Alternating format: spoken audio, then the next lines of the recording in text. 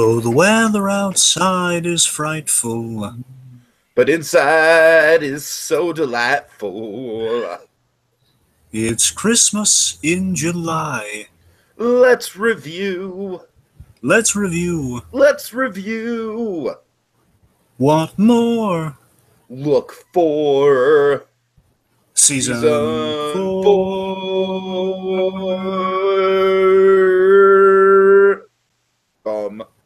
Bum. Yes. Greetings, fellow armchair Imagineers. Tiki here. And Blue Dragon 5. And Santa Claus. And Gabby. And Jacob Wild, too. And indeed, welcome to, I can't believe it, guys. It's season 4 of Christmas in July. That's crazy to me. That's crazy to me. What's even crazier is these long Christmas in July seasons that we've been doing. So, folks, we've decided, in order to preserve the Christmas specials and to keep Christmas in July running for years to come, we have decided to go from the standard network TV route of having 24 episodes per season to the Netflix route of having 12 episodes per season. And it's still a Christmas number because, the 12 days of Christmas and everything like that. So it works. All right. So, of course, being Unwrapped traditionally is a Nickelodeon special. This year we are taking on Invader Zim, the most horrible Xmas ever. Yeah. And guiding us through this episode will be the biggest Invader Zim superfan of the group, Mr. Blue Dragon 5. What? I'm just kidding. It's Santa Claus. He was like, wait, what am I doing? Go for Not it, prepared. Go for it, Sandy. Okay, well, just to start off with a little bit of backstory, a brief summary. Oh, wait. Hold on. 1 second. I'm sorry. 1 second. Just to set the mood. Oh, of course.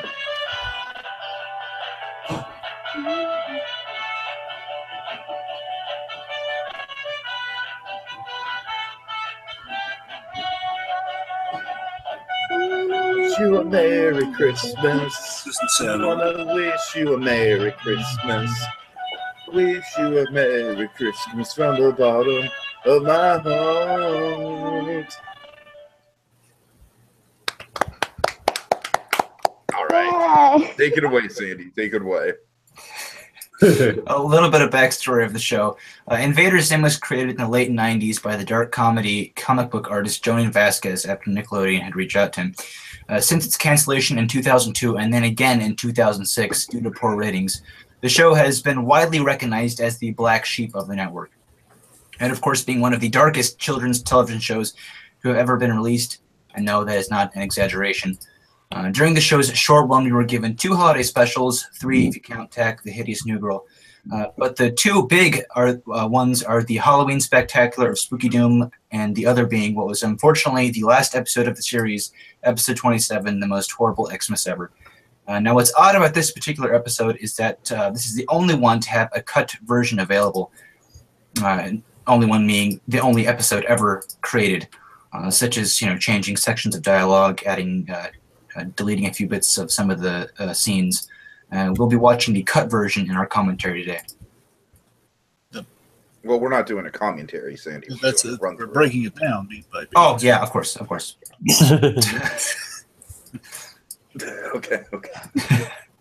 But good backstory, Sandy. Good backstory. Yes. For some reason, I was under the impression this entire time we were doing a commentary.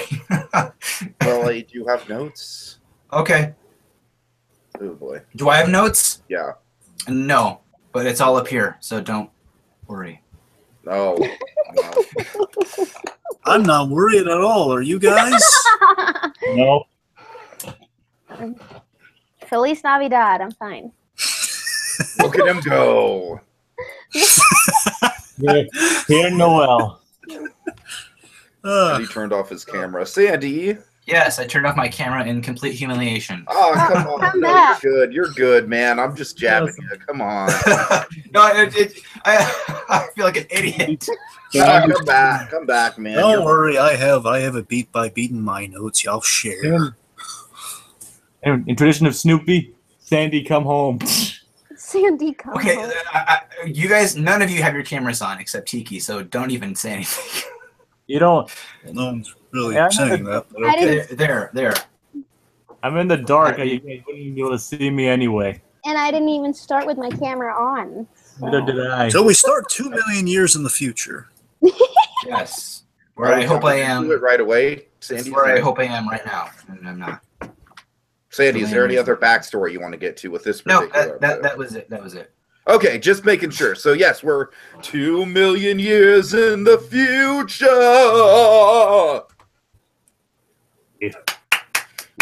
We have a robotic snowman. Welcome to the world of tomorrow. I know, right? That is what I think of, Jacob. That is what I think of. What do you guys think of this framing device? It's really... I really like it, to be honest with you. I mean, to tell you the truth, like the Futurama comparisons don't stop with the, future. We also get the evil Santa at the end of it, but of course we'll get to that. Another bit of related Futurama. Zim was actually originally going to be voiced by Billy West. Okay, so who is this character that we meet at the beginning? What is it? Mr. Sludgy. Mr. Sludgy. Oh my god. Voiced by the great Fred Tatasciore, who I think is doing a great job in this episode. Yes, he is. Yes, he is. I'm a big fan of Frosty, so I really did kind of enjoy kind of the parody of this guy. My favorite bit in the episodes later on with Mr. Sludgy, and you'll say, no, you probably can figure it out, and then we'll get there. Is one of my favorite bits in this whole episode is Mr. Sludgy. So we have these very bizarre-looking children who want to hear the story of the most horrible Christmas ever. I kind of took the children to be like human robotic hybrids. That's just the way I read it because it's so far in the future. I think the wiki refers to them as evolved humans. Evolved humans. That's a good way to put it. Okay. Evolved in the loosest sense. All right.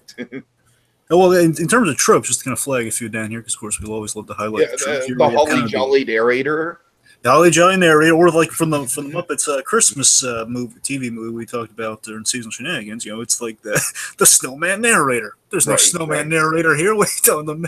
Also, the idea of kind of like a scary almost post-apocalyptic-ish Christmas in the future, which I think Futurama kind of started and other shows have picked up on. And of course, just telling all the kids, basically the framing device of telling a story, which you even had with the Family Guy when we talked about the Family Guy Road to the North Pole. We had the Seth MacFarlane's father, Ronald MacFarlane, telling us the audience a story, reading around a nice little fireplace and everything. So, Ronald MacFarlane. That name is so similar to Ronald McDonald. Well, Ron McFarlane. Sorry, it just amuses me. Mine is buffering like crazy when my video is going to be buffering like crazy the whole time. Just we're not doing a commentary. Again, Gabby, no commentary. I know. I'm just letting you know that it's buffering. So if I'm a comment or something behind. All right. Well, Gabby, I'd recommend going to the Invader Zim wiki because that's what I'm going to be using. Right. Okay. I can link it in the chat. That's probably a great idea because. Okay. Yeah, for sure. But no, I know it's not a commentary. It's just if I wanted to, No, I hear you. The Invader Zim wiki has the whole thing down pretty thorough. Great, because it's like I can't even deal with this. There you go. Yay! Thank you. Okay. You're welcome. So initially, the snowman narrator here, initially Mr. Sludgy is unwilling, but then he instantly changes his mind. That's great. Right. Or I think doesn't he have like a malfunction? Well, it's played like a weird short. Yeah, it's like a weird short story. Okay, I'll tell you. So he begins to tell the story, and he narrates. Let's see. He narrates Zim on a corner in like a ridiculous fake-looking human suit, basically talking about how much he hates humans around Christmas, which very much kind of reminds you of the opening of The Grinch, just to kind of highlight a little trope right there. It reminds you very much of and of all, he hated the Who's most of all. He was sitting outside of Mount Crumb. It's a little similar in terms of narrator kind of going over that as we meet our title green character. Yeah. Safe to say that Zim is going to be the Scrooge of the episode. Yep, pretty much. That'd be a safe bet. He's the Grinch of the episode. He's the Although Grinch of now the that episode. I'm thinking it, does he learn a lesson? He does have an arc though. He does have an arc, yes. Yeah, but he doesn't. Yeah, but he doesn't learn anything. Well, I think How does Zim have an arc? Well, as long as he has an arc, I think he can be a Scrooge because we're pretty loosey-goosey with some of the Scrooges. The thing is, the beauty about this show, he doesn't have to learn anything. Yeah, that's true. The arc was nobody in the show learns anything. Yeah, Dragon. Arc was yes, that's what I was getting at. Sandy, you're right. Arc was a poor choice of words. And basically, it's a fun take on the Scrooge because Zim, as we get there, is what I meant. Sorry, is what I meant. So Zim is battling again. He's going on the Scrooge arc, but he battles it at the end. He battles like traditionally in a Christmas should be like he's going to be swept. He's going to be swelled up quite literally in the Christmas spirit, which he is. But he's fighting against it instead of accepting it. So it's a Scrooge arc, but it's a very reluctant. I totally get it. I totally get it now. That's what I'm getting at with the arc. I meant sorry. Okay, yeah. So you're right. You're right with Zim in the Santa suit, like the sentient Santa suit with the Christmas spirit. Wow. That is actually a very, very clever take on the whole Scrooge thing. That's kind of genius. Exactly. More on that later. Okay. Just kind of frame it a little bit here for Zim overall. Okay, let's see. So we parody the. We have this great bit where we parody the Frosty Snowflake. You know, like in Frosty Snow, you have Jimmy Durante, you know, the singing narrator in like a little snowflake, or basically kind of going around, and he'll like say, and it's like a little Rankin Bass trick. Right. Where you have your narrator like in like essentially like a little circle or like a snowflake or something wintry in the corner, they're basically talking over things. In this case, Gurr, who is Gurr immediately eats this octagon shape that the guy's in. Just immediately eats it when it's right above his head.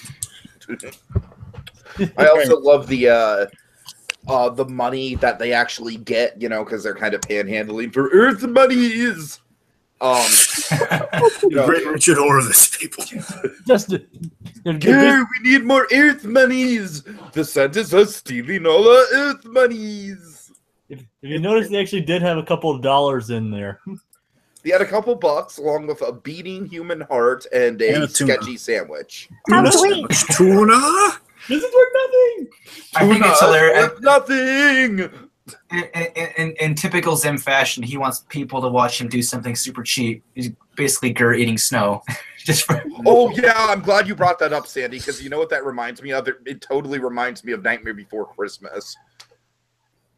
How so? When Jack Skellington gets to Christmas Land, that's one of the first things he does is he picks up a big snowball. He does, yeah. I can see where you can get that. Yeah. Anyways. And funny you bring that up, Tiki. Jonan Vasquez put Jack Skellington in several of his comics. Oh, I can believe it. And Invader Zim and Sandy, I'm sorry, this is like the one hot topic joke I'm gonna make, all right? Invader Zim and Nightmare Before Christmas are basically like the president and vice president of Hot Topic. Oh, yes, I will agree to that. All right. I just want to take a moment and say Hot Topic also has some fun merch. More accurately, Jack Skellington and Gurr. Yes, I can agree to that. Okay, anyways. You don't see Zim anywhere. You just screw Zim, right? It's not like he's the main character of the show or anything. Oh my gosh. Right, so anyway, so Zim... Right.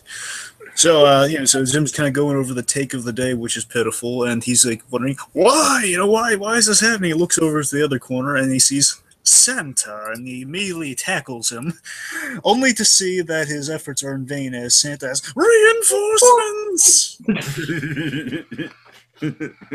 Santa's at every corner. Old charity Santa's like, egad, he's like he's By the way, charity Santa, definitely a trope. We've seen a lot of charity Santas in these specials. Yeah, but I do love the plot relevancy of this charity Santa. We have never seen any evil laughing charity Santas. No, that's true. That's true. That's true. So again, with this, Zim is kind of having his own clever take on these tropes. This show did a lot of Christmas stuff for Christmas that has never been done before and will never be done again. In this one episode, yeah. Let's say, speaking of tropes, we go to the mall next. The mall, son. Yes, of course. Where Zim decides to make Gurr sit on the Santa's lap to drive him insane. Oh my god. and I want a table made of cheese and a chair made of cheese. And so like, get this child off of me. I love how quick to temper that Santa is. Well, who knows? Oh, yeah. Well, who knows? From the looks of things, he's probably sitting on that lap for hours. Right. If he sits on Santa's lap and he's asking for he asks for the weird stuff, a lot of weird stuff even before the cheese, if you can believe it. He's asking for a barrel of flies, 2 bars of glue, to be my friends. Oh man. And Be my he wants to- friends. That's my favorite part. he Be my wants to go- friends. He wants to go dancing naked. Oh god. Yeah. Someone asked Ricky at one of the conventions how much they paid him to say that line, and he said not enough.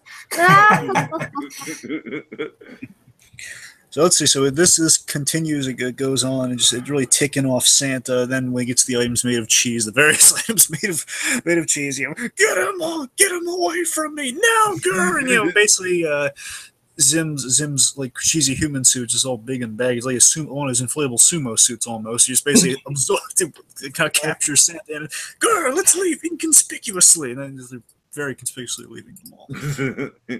Before anybody notices. Yeah, how nobody noticed that is beyond me. Oh yeah. Meanwhile, Santa awakens. Well, then again, everyone in this world is stupid, so. I mean, that's very true. That's very true. This episode, can we say this episode definitely, I'd say one of the tropes of Christmas, especially modern times, is kind of just people being idiotic puppets to corporatism. And I think this episode illustrates that quite well. Yeah. I agree with that completely. I will say this. On the whole with Invader Zim, just because just thought a little bit about Invader Zim on the whole throughout. This is a little bit here and there. I've never been. I'm not. I understand why there's a big following for Invader Zim. I've never been like. It's a taste thing for me. I'm just not into it. I do respect the heck out of the following it gets, but one of the reasons for that for me with the taste is that it's. I don't like the negative. I think it's really a cynical take on humanity. It always kind of takes me out. It's a little too dark with how it's basically. I'm identifying too much with Zim. I know that's kind of the goal to an extent, but it's like. It's like I can't imagine living in a world with humans like this in the show. And however, I will say the Christmas special, at least they made it. I think it's probably the funniest they've ever got it with kind of the humans in the world because it's kind of stupid and funny versus stupid and horrifying. They're oh my god. One thing I noticed is I've never just thinking about this, recently. I never noticed how much their world is like our world, where it's just filthy. People are dumb. You could have an alien living in the street. It's a very cynical, like amped up version of the real world, you could say. It's like they kind of did it too well in a way. Sometimes. I wouldn't even say it's amped up that much. I mean, maybe a little bit, but I mean, it's pretty similar. I mean, if you think about it. Right. There's a reason why the show's listed as a dark comedy satire. Right. Sure. Oh yeah. Right. Okay, so our D. Bradley Baker Santa wakes up in Zim's lab, and the heart of Zim's base, and he meets Mini Moose. Sam, can you enlighten us on Mini Moose? Did he become a recurring character, or is he just like they throw him in now and again? As I said before, you may not have been listening. This is the last episode of the series. This was his first appearance and his last appearance. He was planned to be a recurring character, but let's just say the show got canceled before they could officially introduce him, so they threw him into this one. Right. Now, don't they make a gag out of the fact that he just randomly shows up? No, Zim just says he's always been there. He's just always been off to the side. No one noticed him. But that's kind of like that. That's what I'm talking about the gag. I kind of took that as a little bit of a fourth wall break in a way. Like, yes, my friend has been with me the whole time. You just haven't noticed him. And they have the mall Santa ask deliberately, "Who is that?" just to get that in there. Exactly. Right. That's what I'm saying. I think we've had, if not Moose, then we've had like various other like kind of small, like basically in this design, like the little squeezy toy sounding little creatures. I agree with that. I do remember that design kind of sticking out. I think we had the pig that went inside Dib's head. Remember, like that's what kind of screwed Dib up back in the yeah. Rubber piggies are a big thing with this show. Basically, the recurring two animals are moose and pigs. Yes. Yeah. Right. Yeah, this is like the first time I have like kind of a flying, very plot relevant kind of little sidekick plot relevant moose too with this. It's like kind of usual. Like it's like throw the moose. It's usually like it's something you can say ridiculous like. Go There's for also- the moose. There's also Room with a Moose and Bad Rubber Piggy. Exactly. Okay, so anyway, so we get a little introduction to the mini moose with Santa. We have Gur eating candy just for random creepiness. Of course. For No random candy for- creepiness. Yep. No candy for you, chub monster. Till you get answers. Basically, till he gives him answers about the red suited men who. Till I get answers about the red He's suited giving men a very who political answer, you know what I mean? Like, oh, we're Santa's helpers. And actually, you know what? I do kind of really like this is one of the more genuine moments in the episode for me when this mall Santa says, like, well, sure, like he probably doesn't exist, but we all like to once a year, gather around and spread joy and to hope that he comes, just as I don't know. I know I'm not wording it right. You know what I mean? But that little speech he gives about like why mall Santas do what they do, I thought that was very on the point. I thought it was very nice. Yeah, Now, I agree with you. And then This- Zim vastly misinterprets what he means. Yeah, This Santa is a blithering idiot. There was one episode. It was Gur goes crazy and stuff. That's literally the name of the episode. Where a police officer comes to their house and Gur brings the police officer to the house. And even he recognizes him as an alien, but this police officer is in his secret lab and can't recognize him as an alien. All right. And just think about it. That But, was pretty much the only person to ever realize that Zim was an alien, Yeah, other than Dib, of course. but we hate Dib, so it Yeah. doesn't count. All right. I agree with you on the one of the rare kind of sentimental moments in Vader Zim with the sit on the table bit. There was a really great line that Zim had when he's interrogating him. He says, you get answers. I want answers about the red suited men who smell of ham and vomit. It's very kind of like just cutting to the point with that. Then he explains. Kind of reminds me of the days of Homer Simpson as a mall Santa.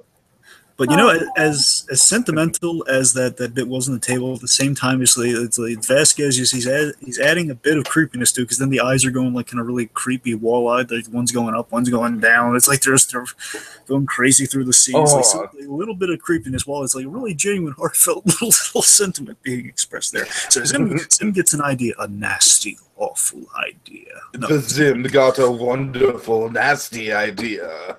Yeah. All the while you hear him laughing, formulating his plan, you hear Santa being tortured while they download his brain. Oh God. Horrendous screams of torture. let's see. We get Tropes Palooza on the screen here as we see what's downloaded from our Mall Santa's brain here because we see Yes. we see charity. The charity. We see eggnog. There's a biggie. Nog. Yep. We see gift giving. We see carolers. 12 Days of Christmas. Meta. Mm-hmm. And of course we get Rock Soup. No, that's an old reference now. Oh God. Rock Soup. Let's see. So yeah, Zim's laughing as the counter counts down. So again, we get a sense Zim's working on his master plan here, which we're going to find out later on. I will say it's kind of a neat thing on the kind of just talking about it here. It's kind of dawning on me that later on we don't see how Zim kind of achieves his plot here, but we do get the little exposition dump later on that kind of fills in the blanks there. It's kind of nice. Okay, so while Zim's planning away, we check in with Gaz and Dib. So Gaz is staring at a very confused dog as Dib points this out. Yeah. Well, Gaz also has the torn off head of a doll, and Buddy the Vampire, yeah. and Dib's, I'm sorry, yeah, Blighty the Vampire, yeah, sorry. Yes. yeah. And Dib's just like, you stare at that dog every year, Gaz. I don't do a good Dib. I do a much better Richard Horowitz. I'm sorry. Every year you stare at that doll. Please, it's creepy, Gaz. Come on, stop. So he hasn't forgotten, essentially, is her response. Meanwhile, Dib is, and there's a little bit of continuity here, I guess, is that Dib is he's repairing Tack's ship. Santa refreshes the events with Tack. Yeah, so, please refresh us, because I knew Tack was a friend of, they both hated Zim, and they kind of teamed up for a bit. I forgot how he ended up with the ship. Basically, at the end of season 1, the finale episode was Tack. There's this whole backstory with Tack and Zim, but she hates Zim, Oh yeah. And they had this big battle in space, and she got ejected from her ship, which landed in Dib's backyard. So basically, he owns it now. He's trying to repair the damage on it. Nice. Gotcha. All right. Okay. The more you know. Yeah. The more you know. All right, let's see. So, well, basically, Dib in this special, he's repairing that ship on his off time, which is going to come back later on. Gaz has this really funny line that does pay off, saying, "Hey, any moron could fix that ship way faster than you." And of course, Dib is kind of dismissing this. And then he tries to show off, but he instead turns off all the power of the town. Sorry, everyone. Again. I love the idea that he's blacked out the whole city so many times. No wonder people hate Dib. And notice that it's not just the whole city; it's the entire planet. Because you see, oh, that's right. You go dark. Oh my god. Okay, now here's something I don't really remember. I don't really remember Dib's dad being so awesome. Yeah, he was like the. Oh no, he's always been pretty. Oh my god! I completely forgot about how fun this guy is. Oh yeah, dark remembering. Yeah, Sandy, can you kind of refresh me on exactly what this guy what does he do for a living and everything? Because it's been a while. The city they live in is basically like the entire world because we never see anything else. Okay. There was one time we saw Tokyo on a television screen, but anyways, he's like the most popular person in this entire city/world. Oh, wow. Everyone loves him, and he's like this huge scientist and has his own TV show. Yeah, he's really entertaining. Anyways. Yeah, and he's horrible parent, but very entertaining. Voiced by Roger Bumpus, who was also voiced Squidward. Catch that? Yeah. Yep. Okay. Tiki. What? Okay. You guys can hear me, right? Anyway. Yeah. Okay. Can you hear me? Yeah, I can hear you. Yeah. Sounds good. All right. Okay, so anyway, Professor Membrane. So, Professor Membrane, he's restoring the power instantly because again, he's pretty awesome. I always loved the design of Professor Membrane. He was kind of this great scientist. It's kind of like the traditionally, Dexter was always kind of the model for kind of what your career scientist was, and this is kind of like the kind of the grown up, exaggerated. It is a grown up Dexter, yeah. Yeah, the same kind of button up lab coat instead of purple. It's black, and he has this, you never see his face except for from the eyes up. It's really cool. So anyway, I remember he restores power instantly because he's good like that. He, in a very over-the-top fashion, he opens the door for his children by literally blasting a hole. News reports are rejoicing over Santa's return. We see footage of Santa-Zim. Oh boy. There's a trope right there. Someone pretending to be Santa. Impersonation of Santa. Oh yeah. Very much like the Grinch again. Very obviously not Santa. Or Jack Skellington. True. And then we get this obscure news network just happens to get this exclusive interview with Santa. Oh my god, that was horrible. That was probably one of the worst parts of this whole freaking episode. Was that exclusive version? I'm like, oh hell no! Why did they think this was a good idea to put this in there? Why? What? It was just so. It was odd. It was exactly. It didn't fit, and it was off. Exactly. Yes. That's what the show is. I'm aware of. It's just that was like the worst part of the episode. Was like, you see this inflatable Zim Santa thing with one eye popping out, and it was just like, what the fuck is it? It's supposed to demonstrate how stupid everyone is. And it clearly demonstrates it properly because they don't find out till maybe later. They're like, is he the real Santa? He's like, of course I am. I have the robot. I'm like, oh my gosh. I was dead. Even the president man is stepping aside to make way for Santa. I know, right? It's all yours, Santa. You know what this reminds me of? It totally. I always hated that design on that president man. I always hated that design. This premise totally reminds me of Pinky and the Brain. It totally reminds me of a Pinky and the Brain scheme. Yeah. Of course. What are we going to do? Take over the world? Sorry. Right. So let's see. So also we have some black comedy reactions from people. We've got Braces saying, "Yeah, it's great to have Santa." And we have this really eerie one. This one just always, God, takes me back to that Dark Harvest episode in the woods. Oh, God, I hate the medical stuff like this. So, I'm so excited, my heart could explode. And, like, I hate that. I hate that. No, that's what I'm saying. I hate that sort of. Oh God, that's not right. I will agree with you, Dragon. That is pretty damn dark. I mean, it appeals more to my sensibilities of dark humor. But I think she has kids too. It's like either she's like a school teacher, she's a mother with children right next to her. And oh God, that's not right. Yeah, surprised that made it past the censors. Right, then we have the President Man, who again really creepy. Gives Santa all the power because why not? Because why not? Santa. President Man from President Land. Is this where we get the song? A little bit after he announces his plan. Soon. Yeah, he announces, he basically announces his entire plan on live TV. Exactly. So basically, it's a plan. Santa returns and rules the world. That's kind of the plan in a nutshell. We have more specifics a little later on. But basically, in a way, he's kind of accomplished his mission through Christmas. In a way, kind of the thing it's taken him so many episodes to kind of do. He gets really the closest he ever got to the conquering the earth, or what? Talking to me? Yeah. In this, I'd say probably this is one of the close. Yeah, because all those people he was only a few steps. Like they had built teleporters and everything. So basically, just get them in there, and they're good to go. I mean, he wouldn't have. I would say it's appropriate that this would be the series finale. Then it basically is. Yeah, the show finale. Yeah, for sure. And I just going back to that exclusive interview, he announces his plan on live TV, and all the reporter has to say is, "That sounds like a lot of fun." Right. Yeah, basically, like I said, he said to show how stupid everybody is. Mm-hmm. We have this hilarious part with Professor Membrane, where Membrane has a flashback to why he distrusts Santa Claus. Oh God! And we see this cutesy version of Professor Membrane as a child, who was same voice. basically, same voice, but just filled with youthful enthusiasm. Oh man! Instead of 12 cases of uranium like he wanted, he was gifted. I just love the cruelty. This is like the fun way of pushing kind of cynicism here. It's endless socks in the box. It's endless socks he's gotten instead of 12 cases. Dragon, junk Christmas presents. Knock it down for the tropes. Right. And what does he say? I will turn my back on him and devote a portion of my life to destroying Santa. I love that it's devote a portion of my life.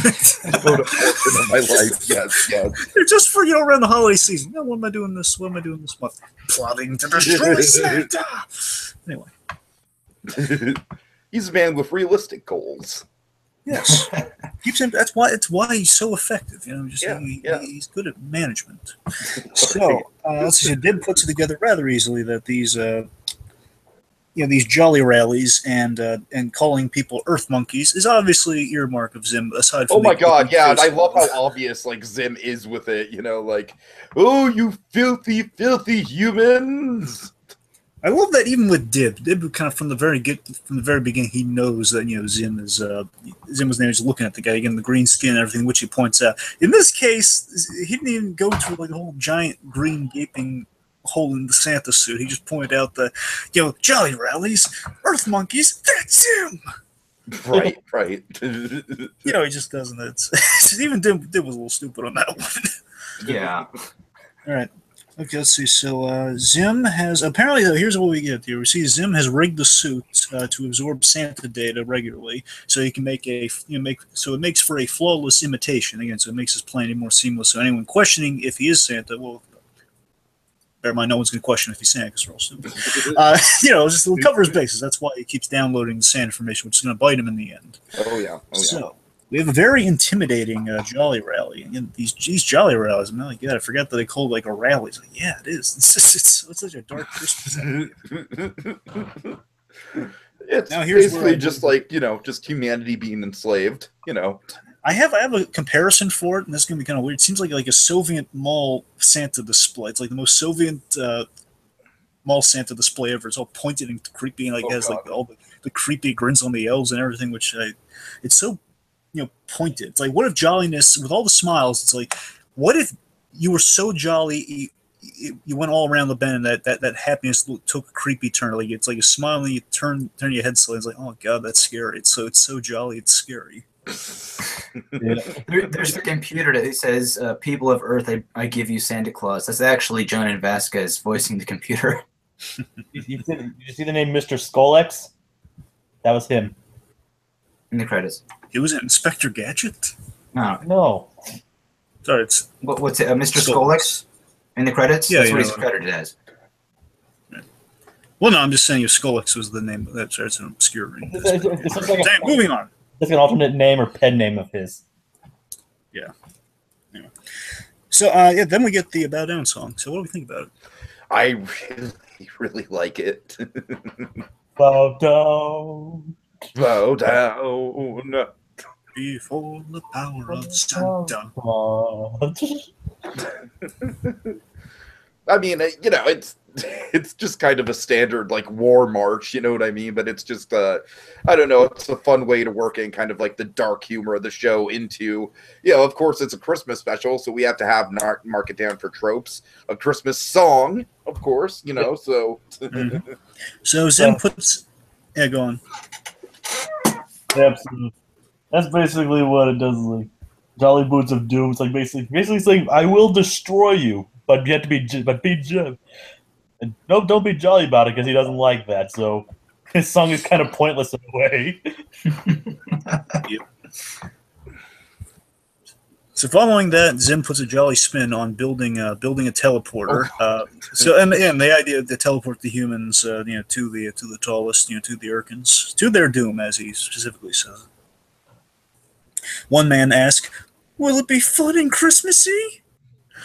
And of course it will. Oh man. Like, I'm liking the comedy on the humanity in this one. Like, it's so stupid. It's like this. They're so oblivious. It's fun versus like this so true. It's true to life, but it's so pointed and true to life. I would say it's more true to life now than it was back in 2002. Oh my gosh! Yeah, I will have to agree with you on that. Which kind of makes it creepy. Yes. Well, scarily, I can see. Yes. What's more true to life? Just like the blatant like sheep following commercialism and oh, is it Christmassy? Yes, the humans in Zim now are more relevant than they were. It's kind of that. Yeah. All right. Let's see. So, one after that guy asks his question. Of course it will. And then we have we have some really hate-filled and cynical depictions of children. Like again, it's like those push designs of they're the most. It's like your traditional. It's like here's a trope for it. It's your traditional kind of winter-clad children, but they're all. It's like they're all pushed to like a dark, real-world, cynical depiction of what those kids would be, and that they want to sit on Santa's lap, please. And I love how Zim just calls them filthies. Come here, you filthies! Well, I shouldn't be rooting for him. I am, because I absolutely get his point on how much those things come near me. Right. God. No, come here, filthies! Come to Santa. Yes. Yeah, they all swarm on him, and he says, "Great ghost of," I think it says, "Great ghost of Dookie." Yeah, Dookie. Then he turns and he comes back. "Come to Santa," and they all swarm him, and they overcome the suit with jolliness. Oh god, it's so horrifying how they all swarm the suit like that. And of course, overcoming the suit with jolliness leads to him losing sight of the plan. Yes, but doesn't that also lead to the suit malfunctioning? Well, yeah, I'm saying that's the malfunction. Oh, okay, right. By becoming overly jolly. Yes. Yeah, he becomes overly jolly, and I think this is.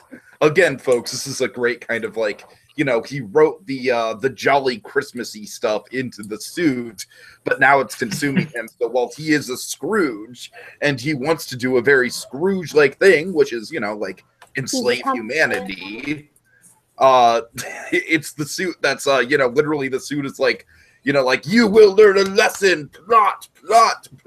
It's quite literally the most reluctant Scrooge we've ever had. Yes, very, very much so. Okay, let's see. So he's ordering the elves to give, the elves being the garden gnomes, decked out in elf attire with giant creepy smiles on them. They're ordered to give away everything as gifts. So basically, they dismantle the set and the technology and everything. Dismantling the display and technology, and they're throwing everything at. Throwing everything at the crowd, and then he snaps out of it. He questions this, what is happening? And then Dib calls him out as he's snapped back into Zen mode. Saying that he's not Santa Claus. Of course I'm Santa. I have robot elves, which is probably one of the line. That's the line of the episode, probably. Yeah. Of course I'm Santa. I have robot elves. I have robot elves.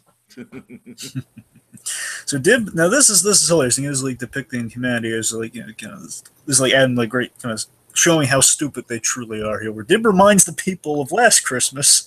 I completely forgot about the show crew watching it, by the way. Dib reminds people of last Christmas when they believed the escaped gorilla was Santa Claus. Oh God!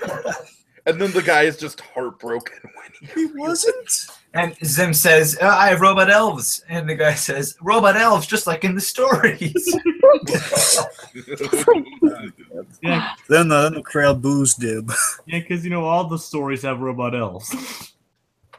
Oh, yeah. Naturally. I wish they did. So then he orders Dib to the most seasonal of trappings. Jingle jangle. Someone throws a car at him.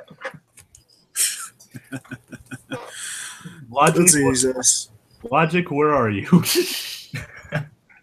Every time someone says like something, where are you? I keep thinking of Car 54. Where are you?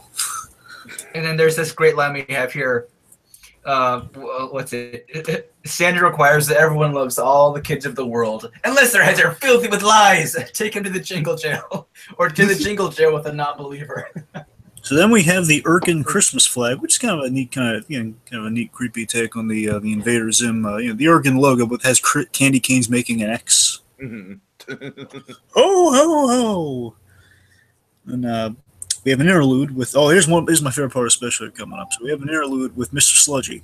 There's this one kid who doesn't get who's raising a lot of logical issues here, and I love how Mr. Sludgy deals with this child. So you have this kid with an English accent, like a very forced English accent. I think it's the voice actor of Gurr. I'm not sure.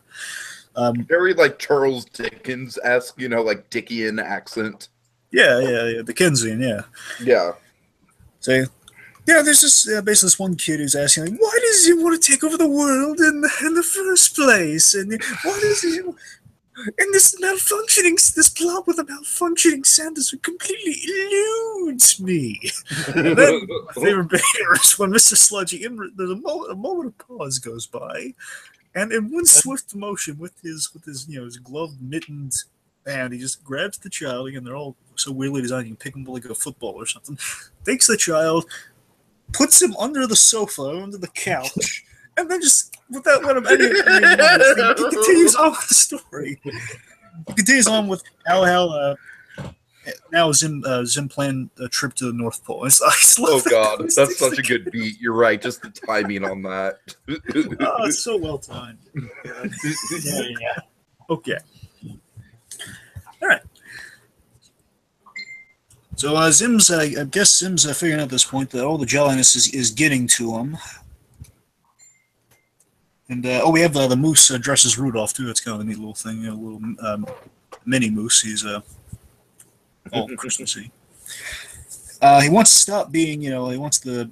Oh, as this great bit where he tells the moose who's all decked out in the holiday gear, "Stop being jolly." Just looks all sad for a moment. That's kind of a fun little bit there. Dibs in the candy cane cell. Dib sees him starting to worry, which, if Dib were smart, he'd see this as an opportunity, which he does not. It's current man. Yeah, Dib really doesn't do anything with this opportunity. And easily escape, but he does easily escape this very brittle, literal candy cane cell. Very, it's so made out of candy cane, he just breaks from it and eats a little bit of it, too. Mm-hmm. He steals an elf get up, and he's going to go and undercover, I guess. He's putting on the elf suit, and hilariously, Zim cannot tell the difference. So Zim just going around. He's basically monologuing the origin of the Santa suit, just like leaning on Dib, and he's not realizing. There's something not right here. He's like, it must be the Santa suit. It's not. Never did the show say that Zim was exactly intelligent either. Of course, no one's really smart in the show except Professor. Well, Membrane, yeah, but he's oblivious to the kids. There are characters that are smart in this show, like Membrane and Zim, because Zim is smart. He's just very stupid. Yeah. It's just mainly skewed priorities. Like, he has a machine that could destroy the entire universe, yet he plans to just like make Dib's day bad. Pretty much. Yep. Let's see. So he leans on, and I love it. He just confides in randomly, and of all these things, he confides in one of his robotic elves, which of course is Dib. He's recalling the creation of the suit and plan, where basically have this liquid substance that basically Vorsion gel. Which sounds a lot like something else, but yes, yes. Oh God, it does. Portion liquid here. Yes. I had to rewind. Did I just hear what I thought? Know. Like I had captions on. I had Amazon captions on, so I was like, "Oh, thank God, it wasn't what I thought it was." Oh God. What do you guys think it said? What do you think we think it said? Change the V to a B. Okay. Yeah. Okay. I mean, why would you even think that in a Nickelodeon show?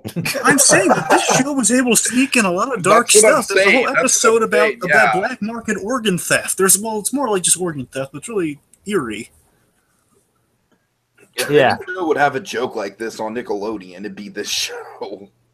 But So we have they have jokes, but they have dark jokes, but they don't have dark jokes like that. Oh no, I know. Anyway, so we have plus Vorsion's is an already established race within this series, so it's people who. Okay, gotcha.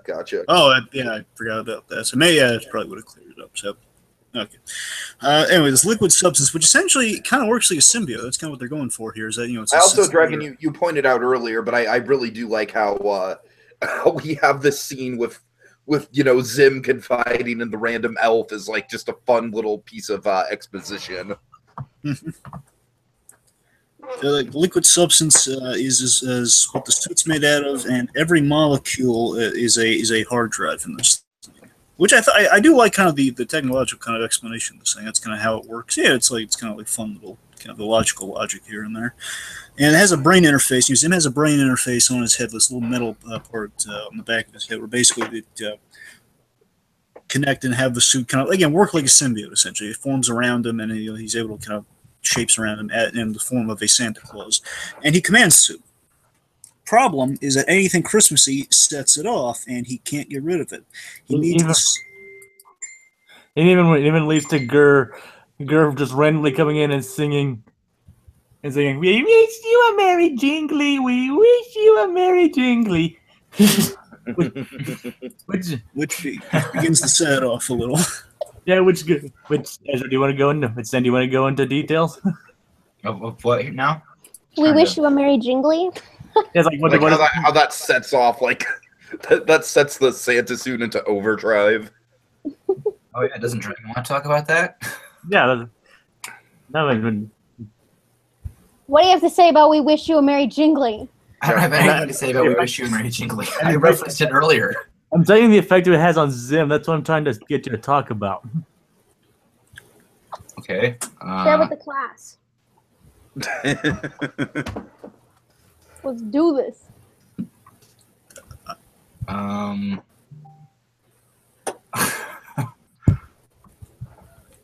Floor's on you, bro. Yeah. I know. I see that. It makes the suit act like a spaz. That's what it does. Yes. Okay. Yes. Okay, but what? Basically what it does, it forces him to take a jamming device into his brain, which short circuits it for a short while. I think that's later on, Jacob. I mean, like that's in the same scene when the suit's about to take him over. Well, yeah, but like I think we're all right.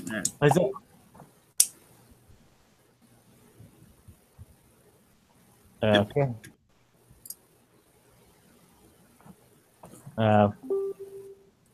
Yeah. I was saying was he stuck it into his head. It stopped the transformation there briefly. Isn't that a little? But that's just a subtle hint of what's going on. Right. Okay.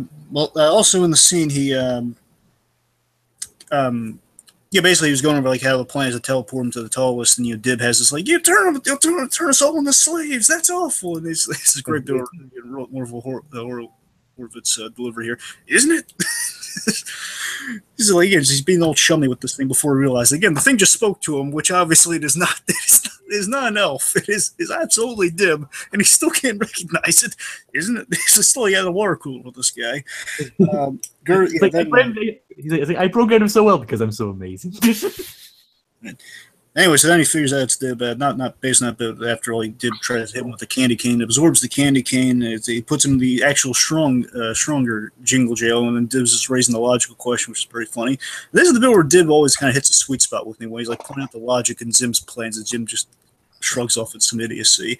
Why did it put me there in the first place? Because of my amazing brain!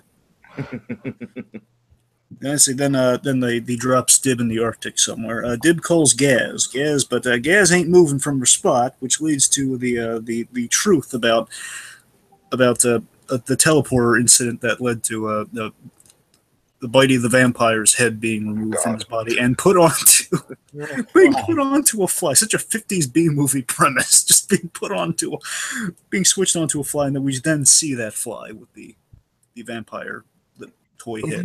It's kind of amazing that a fly would live for 3 years. No, maybe it's in the head.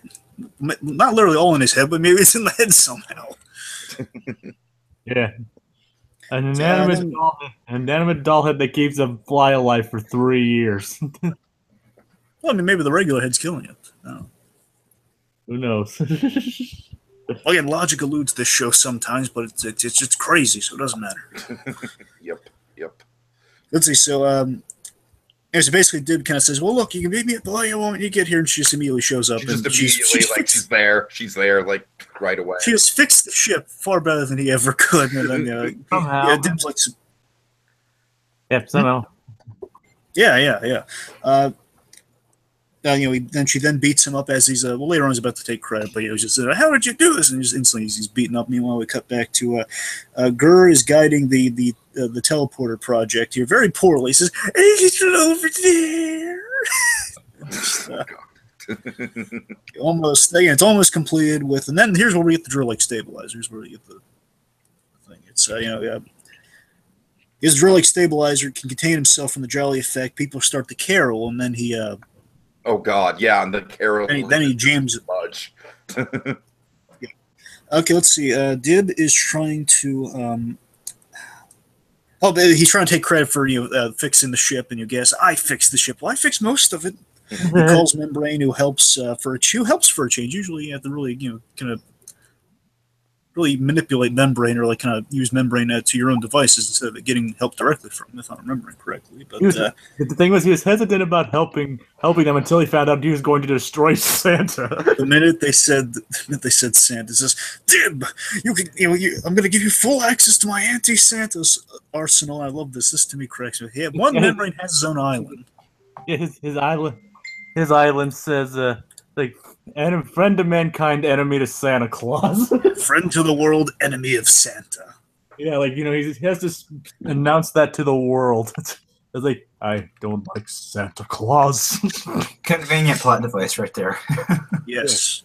But that's so over the top. It's just hilarious. He has a whole island dedicated to the foiling Santa.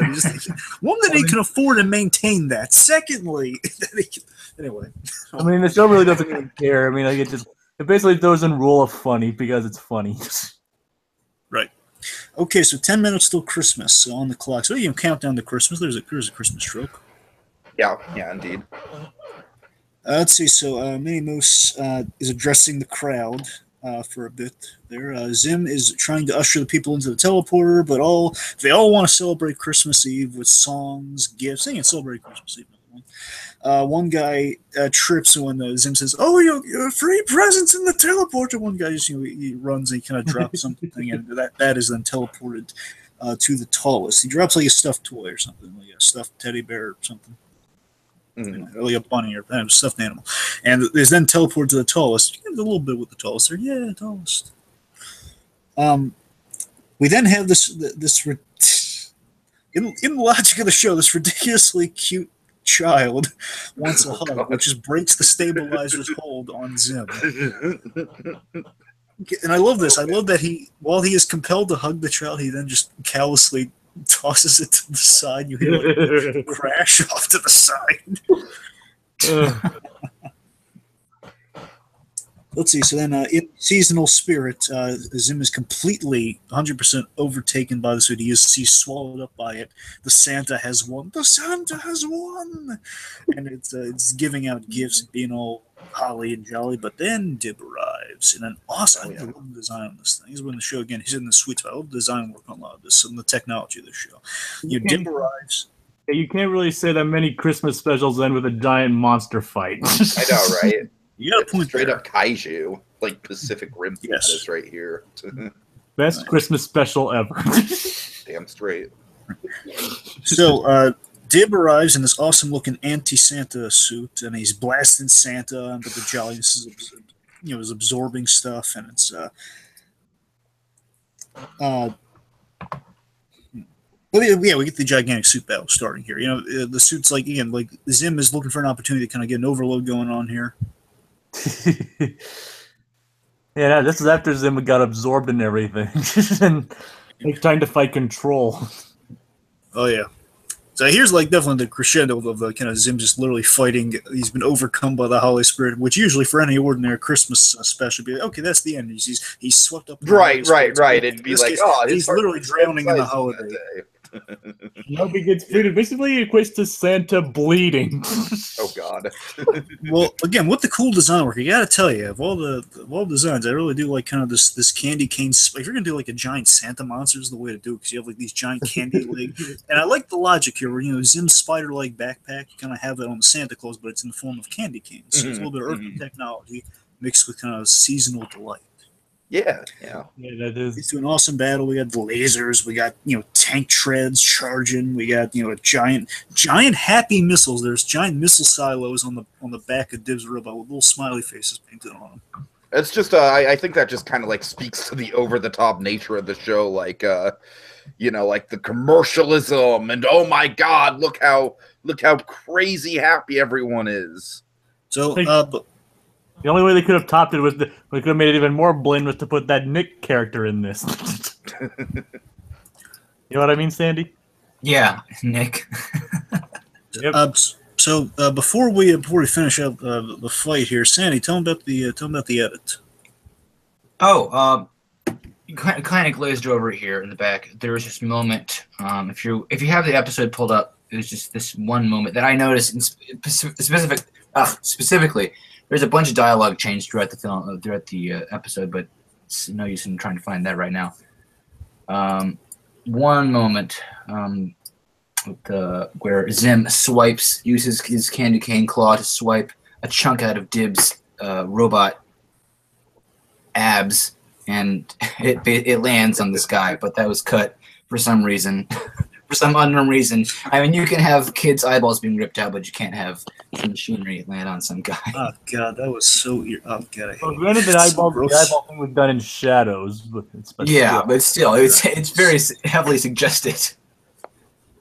Yeah, I mean, who knows? So sadistic at times with stuff like that. Yeah, the show was very progressive and very aggressive about pushing out this sort of dark and twisted imagery. I do respect it. It's Dragon. I'm kind of with you. It's not really my thing. It doesn't really appeal to my personal sensibilities all that much, but I do admire it. Yeah, I mean, you got to respect again, kind of the gutsiness, and it is very much in that guy's style. I mean, it feels very Jonan Vasquez? Yeah, Jonan pronunciation. Yeah, Yeah, well, Jonan Vasquez. this guy did Johnny the Homicidal Maniac, and it is very much in the style of Johnny the Homicidal Maniac. And for a Nick show, that's really impressive to have and Nick has always kind of been, Nick and Cartoon Network both have kind of always been about the creators, creator-driven content. I mean, it kind of takes you back to the John Kay days, back when he was, kind of the right, for sure. When he was in charge. It's kind of another more. It's more true to the, there's no point where the guy's off the show. I mean, it's like if he was with the show for the whole time, it's like getting another John Kay, but for the whole course of the series. Except one who's not going to go crazy. Well, Anyway, okay. I'm sorry, Sam. Anything else? Again, was it the ab or the arm that fell on the guy? I think it was just a chunk of the robot Dib was in, basically. All right. That's the only one that stuck out to me. I'm sure there's other stuff, but I vividly remember that happening, and it was unfortunate to see that wasn't in the cut version. Okay, let's see. So the fight culminates, and all the ruckus. There's a lot of ruckus here, and then an impalement frees him. Who then is able to shrink Santa to the size of a cuddly little toy. And he tells Dib, and I look at Dib's kind of distracted, but wait a minute, now Zim's on my side, because again, he doesn't want to be absorbed in this thing again. Oh my god, it's such a horrible idea. He tells Dib, throw it into space.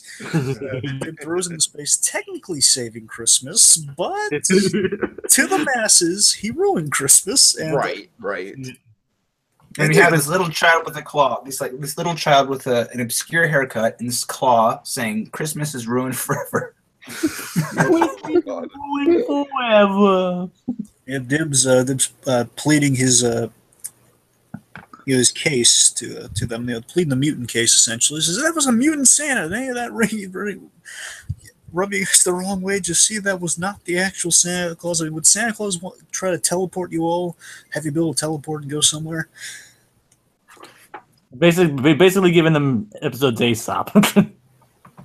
Yeah.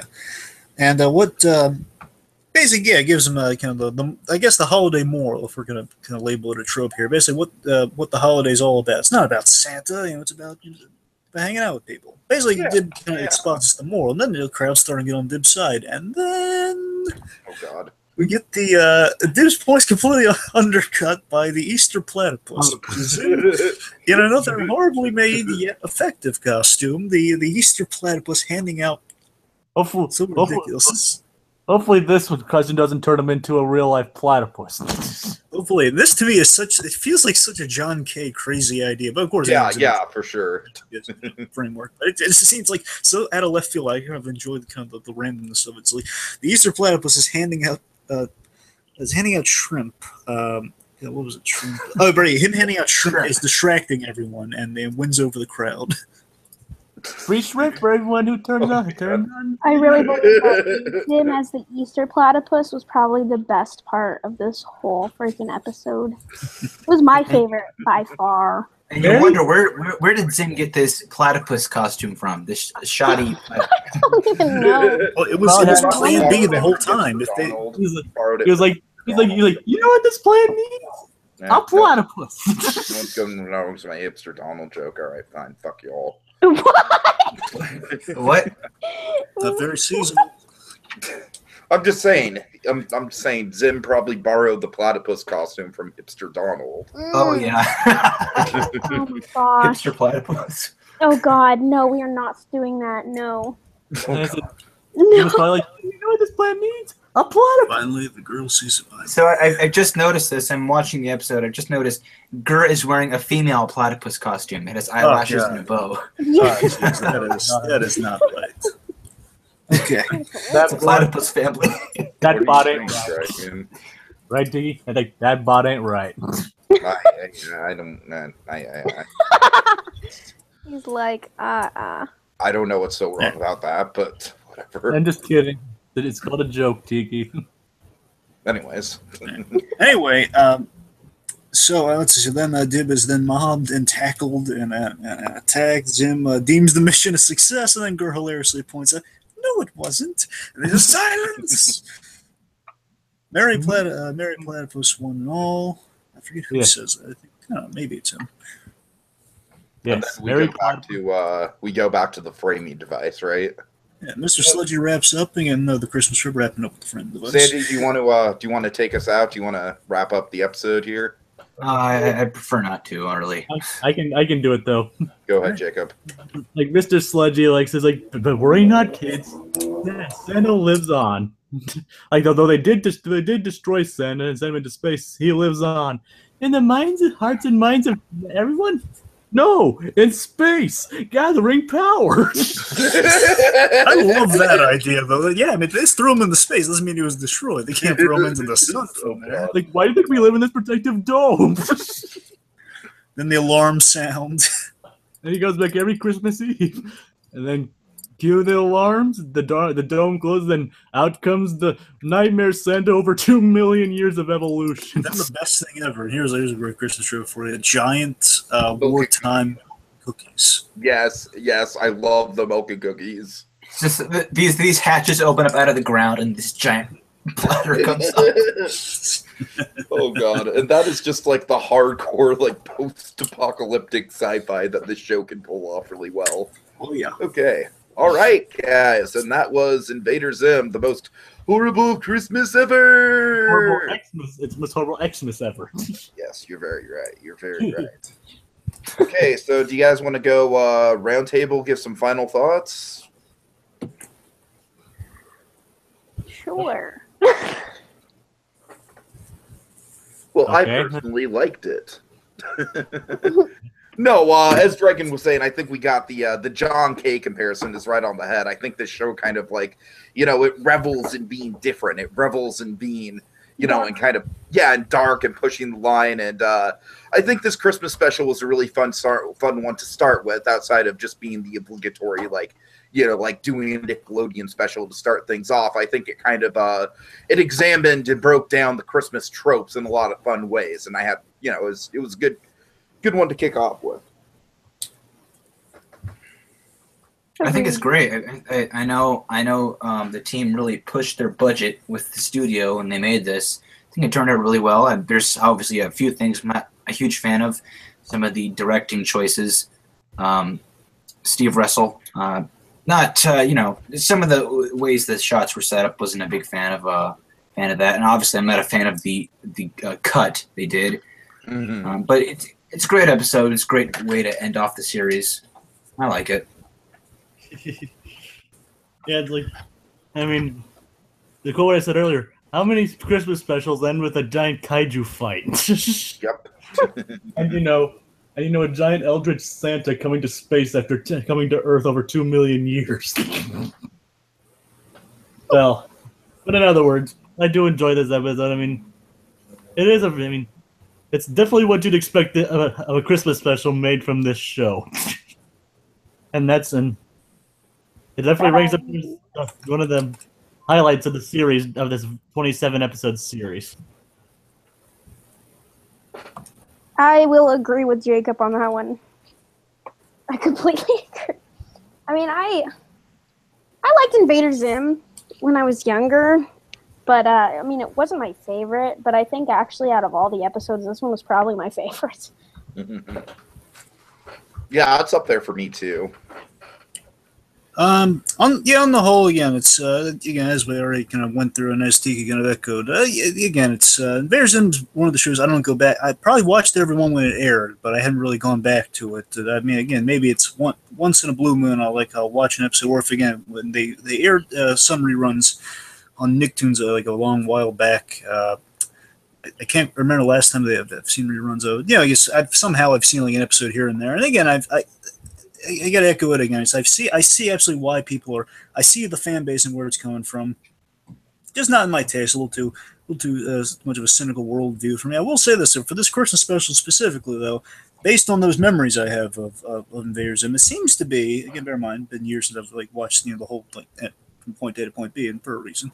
It seems a little bit more clever, a little more clever over creepy with the writing for Invader Zim. Not as a disparaging mark. I'm saying this one seemed I was a little more impressed with. Again, I think they kept a little bit more, trying to branch out to everyone in case someone's just checking the episode out for the fact that it was a holiday special. Kind of kept a little bit broader, with the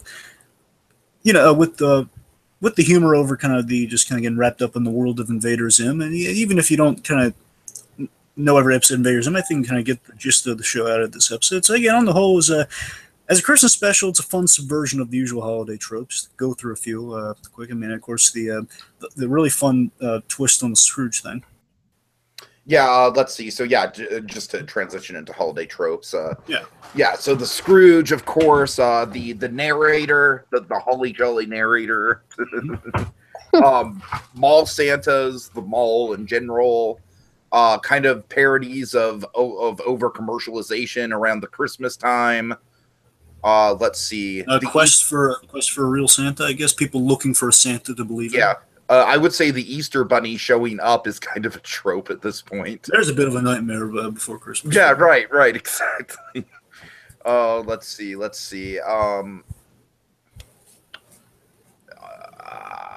Santa turned evil in a way. Santa kind of turned. Yeah, right. The evil kind of post-apocalyptic Santa from Futurama, for sure. Any others? Cookies, just Milk and cookies, of course. Battle around the holidays, like with the Powerpuff Girls, and a battle around the holidays. Right. Twas the fight before Christmas. In this case, twas the kaiju battle before Christmas. Yes.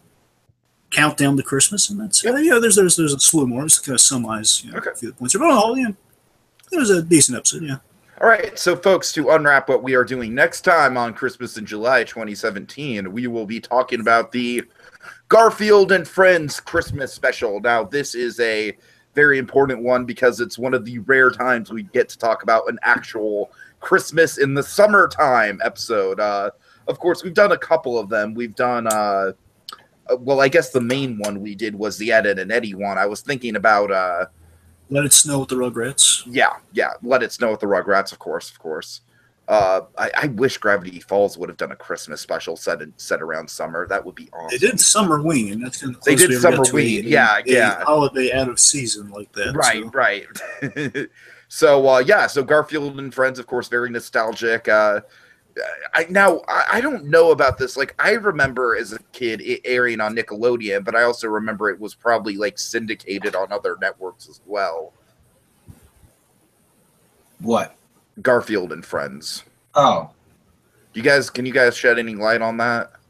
I had the DVD, so I had like the DVD for the complete series in the first season. So gotcha. We have the DVDs. I'll do some research. Technically they did it on CBS, so I guess since they're both kind of sister networks, so it kind of makes sense, I guess. That sounds right. That does make sense. Okay. I can buy that. Anyways, I doubt it was Nickelodeon. Anyways, folks, so yeah, as I said, one of the best things about this particular episode is that it really allowed us to go deep, and much like the episode itself, we kind of cut into the deep knowledge of the tropes and, kind of cut through the satire and everything, which is what we like to do here. Tiki, if only we had a name for this process of breaking down the seeds. If only there were some catchy term to describe what Christmas in July is all about. If only we had a word for the meaning of Christmas in July. I'm at a loss. What do we call it? It's very simple, Dragon. It's putting the mistletoe underneath the microscope.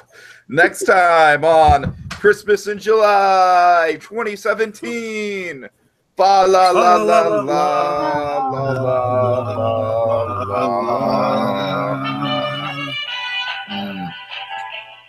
Feliz Navidad. Feliz fa la la. Feliz Navidad. Feliz Navidad.